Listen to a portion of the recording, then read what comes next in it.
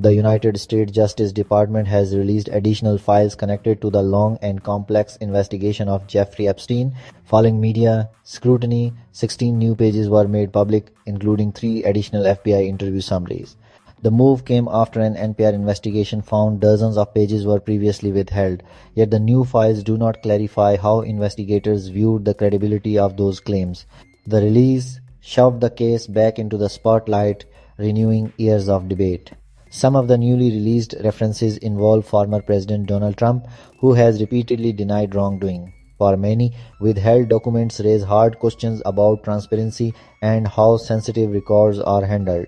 Each release mixes anticipation with caution among journalists, researchers, and the public.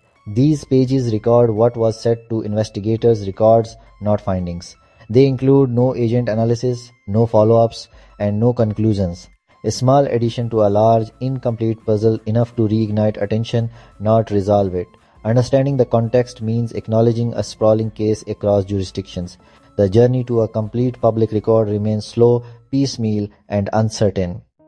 The DOJ's new material is limited but adds 3 FBI interview summaries to the record. The summaries document statements from individuals who came forward with information on Epstein and associates.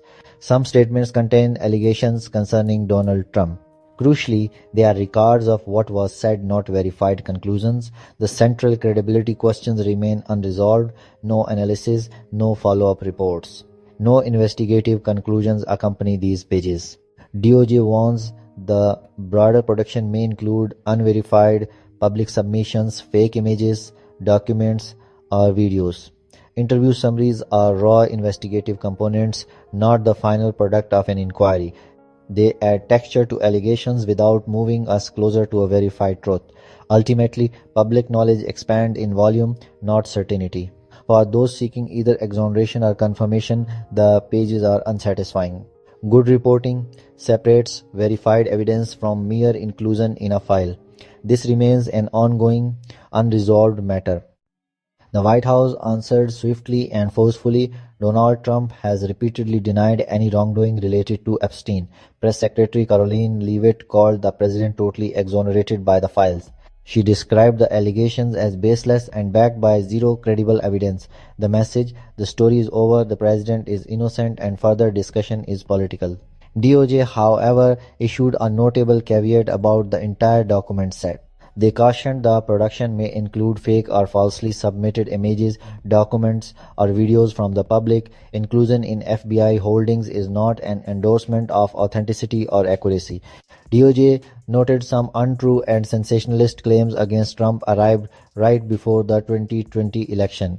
This mix of vetted records and unvetted submissions complicates public interpretation.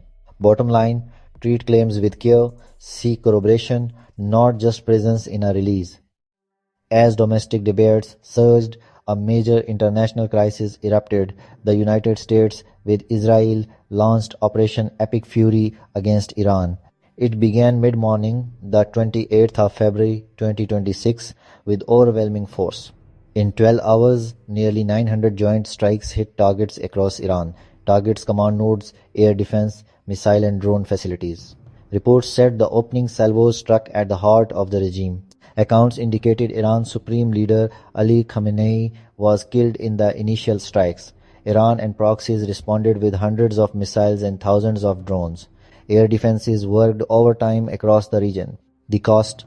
Enormous damage, over 1,000 dead, and widespread disruption. Hundreds of thousands stranded as air corridors closed. Shock and opening moves reshaped the region's geopolitical landscape. It is a sobering development. Pentagon officials projected overwhelming success. Secretary of War Pete Hegseth said Iran's naval and missile capabilities were crippled. U.S. officials reported more than 30 Iranian ships sunk. That degrades power projection and secure vital shipping lanes, especially the Strait of Hormuz. Ballistic missile attacks decreased by 90% since day one. Drone attacks fell by 83%, officials said. Such reductions ease immediate threats and expand Allied freedom of action. Then, the theater widened beyond the Middle East. AU. Submarine struck in the Indian Ocean and offensive action far from the Gulf.